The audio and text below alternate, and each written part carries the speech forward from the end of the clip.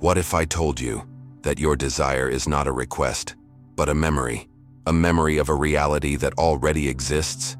You have been taught to chase your desires, to work for them, to pray for them, but you are not here to chase. You are here to select. The version of you who is already a millionaire, the version of you who has already won, is not something you have to build. It is something you have to occupy. You believe the outside world is solid, but it is only a shadow cast by your inner state. The you who is listening to this right now is not the only you. It is just the one you have assumed. In the next few minutes, you will not learn how to get something.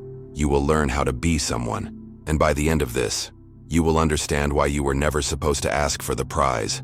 You were only ever supposed to claim it. You have been taught to pray for things.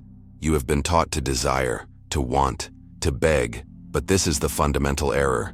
The universe, which is only your own consciousness pushed out, does not hear your wants. It only registers what you are.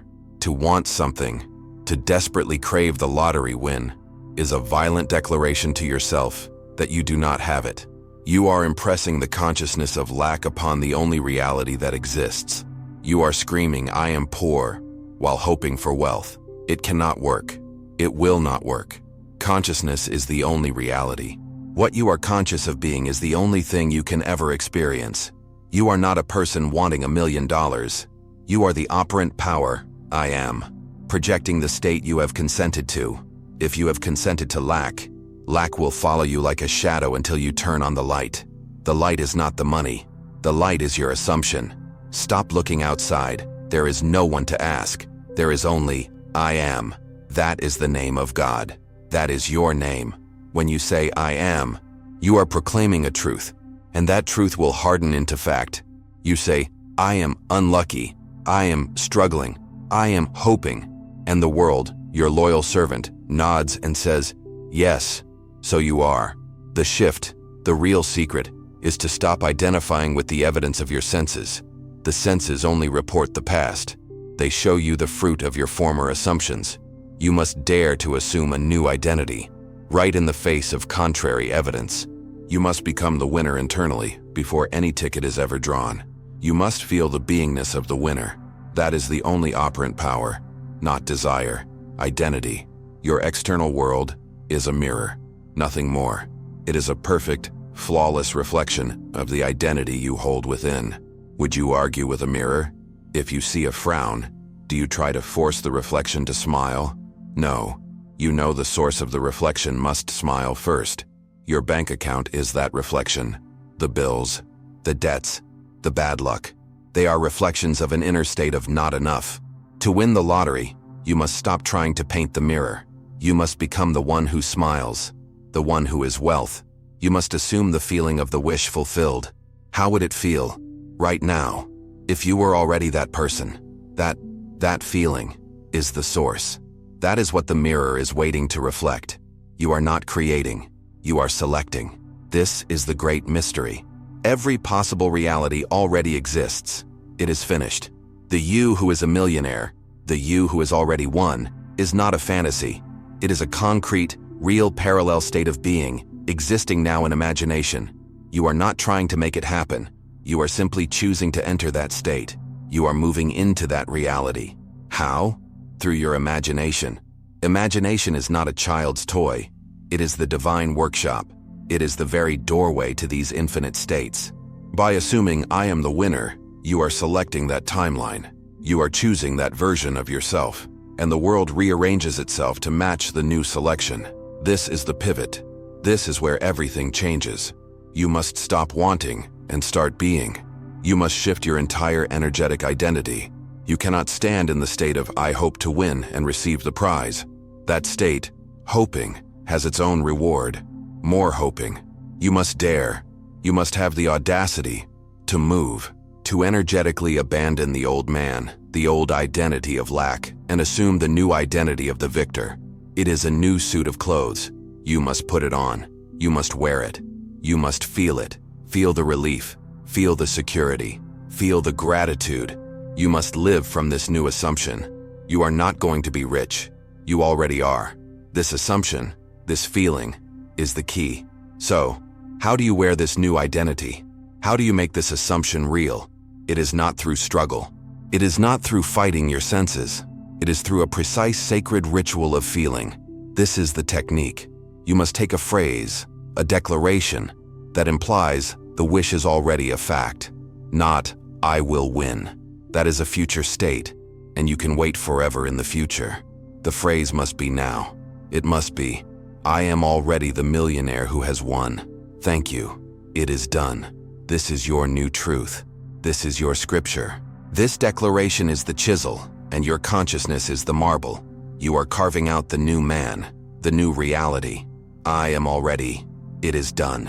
Feel the finality in those words.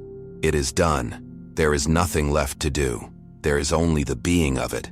This phrase must be impressed upon the subconscious mind, for the subconscious is the womb of creation. It is the fertile soil, and it is most receptive at specific moments when the conscious, doubting mind is asleep. You will do this ritual 3 times every day. First, in the morning, that drowsy, magical state just as you emerge from sleep, before the world rushes in. Before you remember your problems, you will state, knowing, I am already the millionaire who has won. Thank you. It is done. You will repeat it until you feel the truth of it. Second, at midday, you will stop, pause, retreat from the world of Caesar, and enter the world of God, your imagination. You will revive the feeling, reignite the vibration. Third, at night, just before you drift into sleep. This is the most crucial. You must lull yourself to sleep in the state of the winner. You must carry the feeling of that assumption as you cross the bridge into the deep.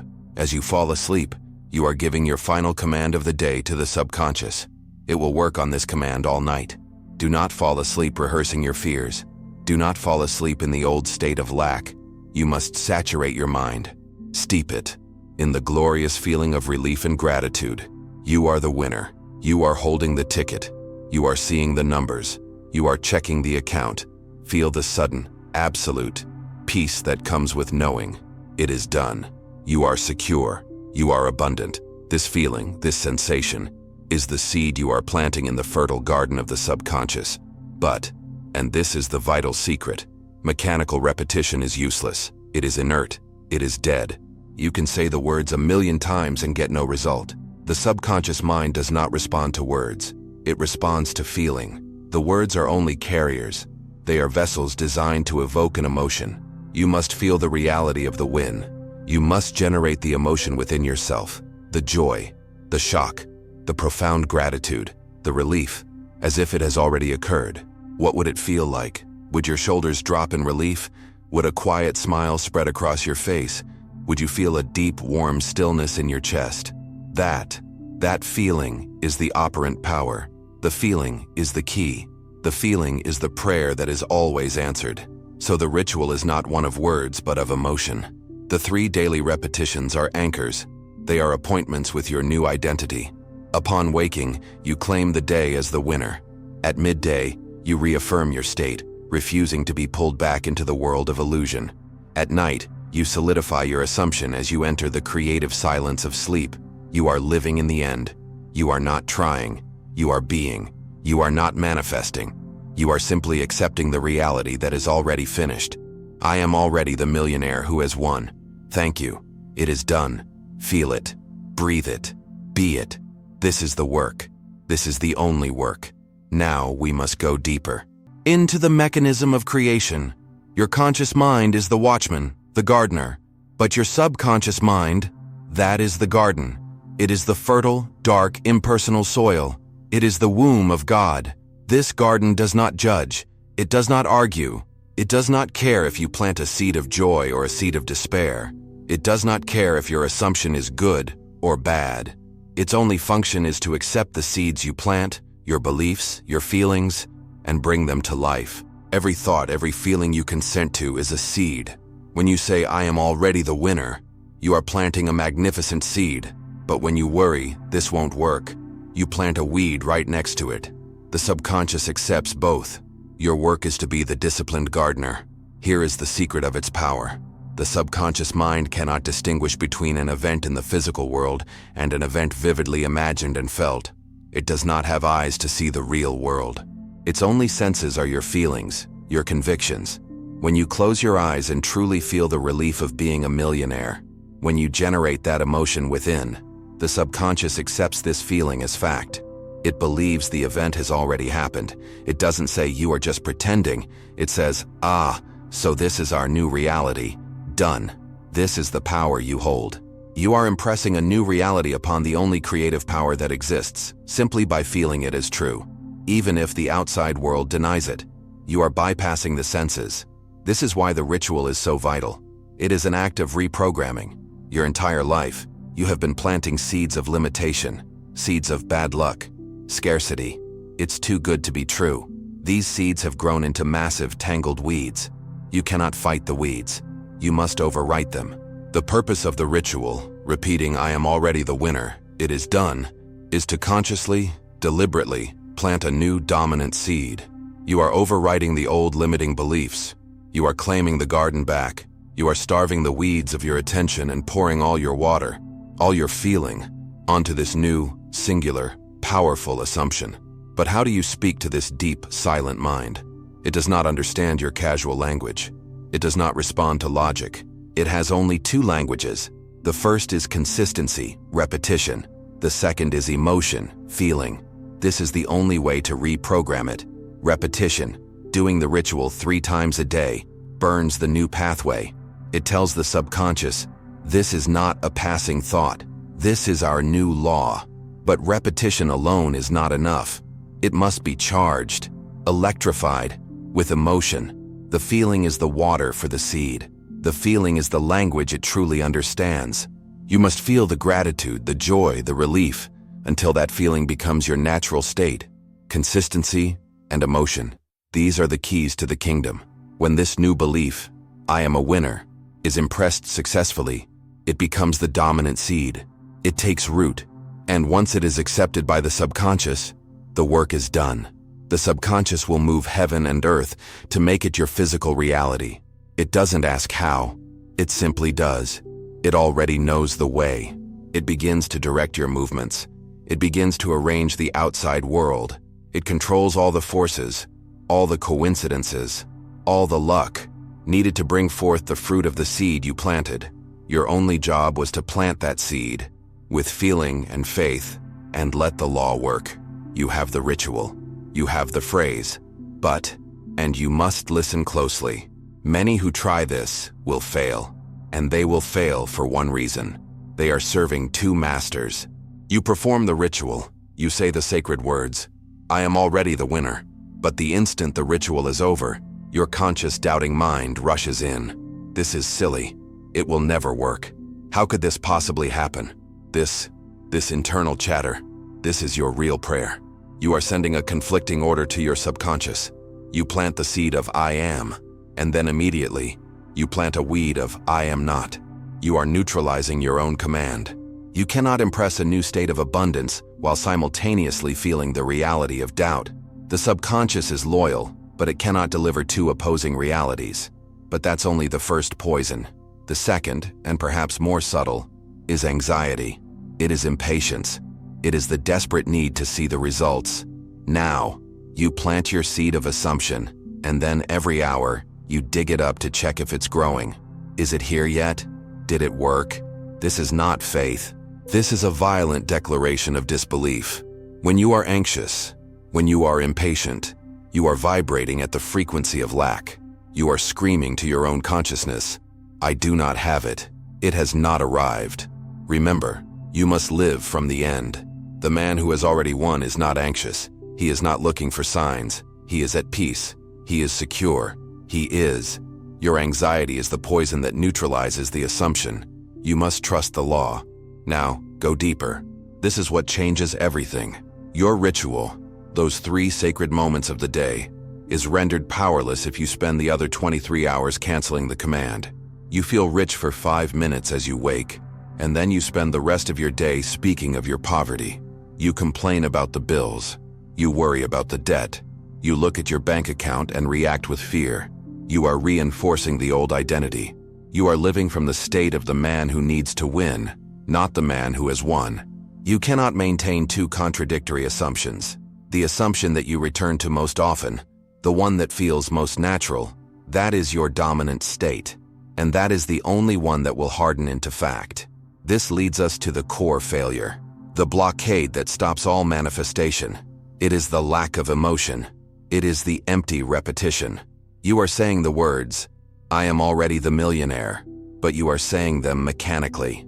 It is an empty incantation. It is a car with no fuel. You cannot think your way into a new reality. You must feel your way in. The subconscious, that divine garden, does not understand your dry intellectual words.